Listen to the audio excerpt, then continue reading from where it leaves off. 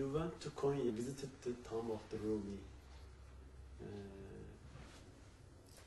You did, right? Yes, I did. Yes, I had a great time there. From which message of Rumi were you impressed most? Actually, it was when we were, the museum was lovely and the tombs were nice. And the artwork around the tombs was more impressive to me than the tombs themselves, although the antiquity of them was rather amazing. I had a wonderful visit with a seminary student in Urfa who is going into the ministry, and I asked him why. And he's working on a doctoral dissertation on the work of Mevlana Rumi. And I asked him why, and he said because the architecture of his soul required it, and nothing else would be enough. And so I found his passion for Rumi's work and Rumi's poetry that I read before going deeply inspirational. God is available to all of us if we open our hearts to Him or to it. I want to go back to school. Yes. In the school that you visit in the east part of Turkey, what play can this school play in the east part of the?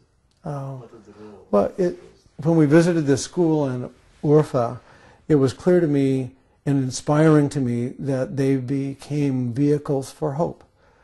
That if it hadn't been for the agricultural development, there wouldn't be the wealth, which brings some hope. But even more than that, in that area, the school was a place where young people who would not have futures of opportunity and possibility were being given chances to have much broader, larger lives because of the schools.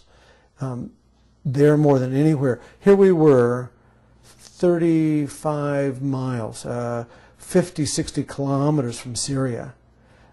Here were many Iraqi refugees,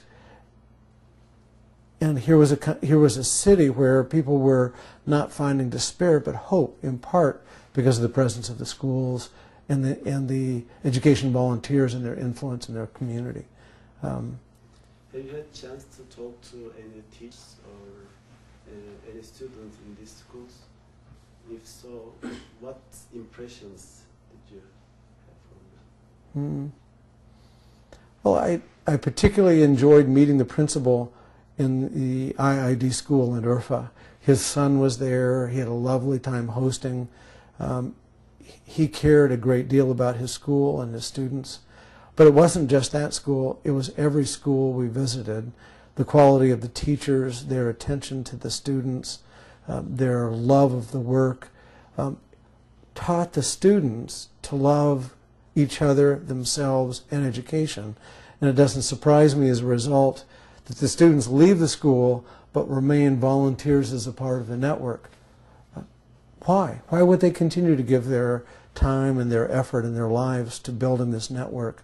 Because they've learned the power of love and generosity from the teachers who taught them. And like in the east side of the Turkey, people are volunteer to educate and be teacher in the schools. And also in this, like in the poor countries, there are a lot of schools and people, some young people, like at the age of 20 or 22 or 23, they are volunteer to go to these poor countries and be teacher. Yep. And last week when we have conversation with İsmail Büyükçelebi that in the breakfast. Oh yes, yes. He gave an examples from a teacher that because of the lack of the vitamins, his son's nails got rotten. Yes, fell off. Yeah, but still he said, and this teacher remained in that school and continued his work because of the dedication of him. What do you think? I think that when we give our lives in service to others, that our lives become better, and that people like the teachers who've gone to countries that create hardship for they and their families in order to give the gifts of love are given love in return by the students who are so grateful for the opportunity.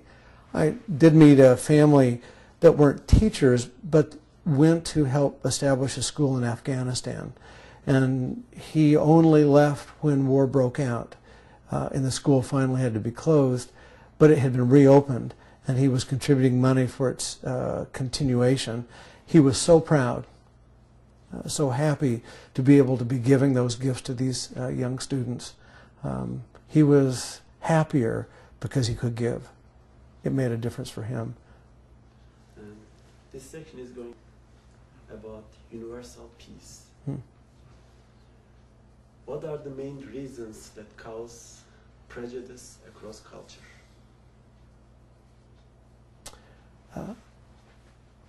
Prejudice is usually based on stereotype, categorical thinking rather than actually knowing people. It's based on lack of relationship and fear. And one of the best ways to prevent prejudice is to put people together face to face so that they meet and know each other, to have meals together, to break bread together.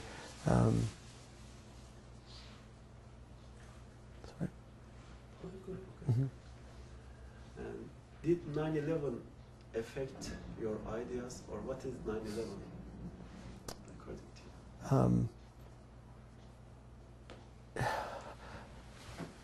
you?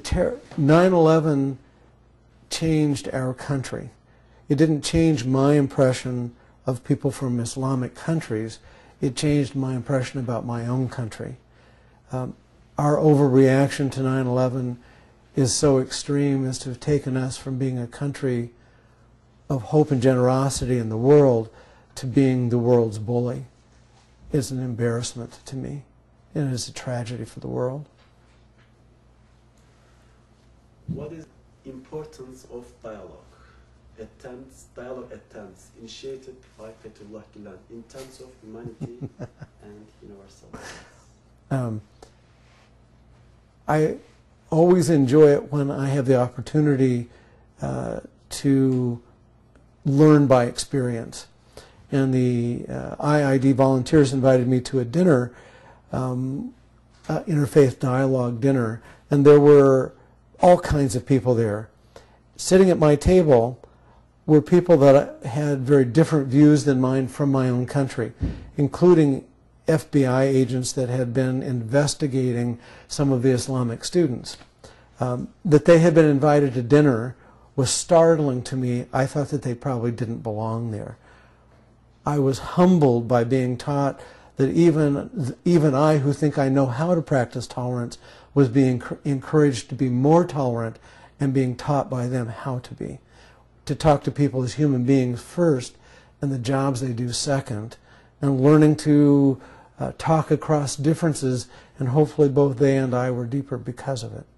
That's how you do interfaith dialogue and peacemaking. What can you tell us about Gulen seeing all the dialogue attempts and education activities initiated by him? Please give us a last analysis about him. Well, let's see. I don't know that a last analysis is possible because the work isn't done. The work is ongoing. What he has done is to accomplish already moving the world a little closer to peace. I used to think of the whole world had to be at peace for peace to happen, but peace can happen in individual places in the same way war can break out, peace can break out.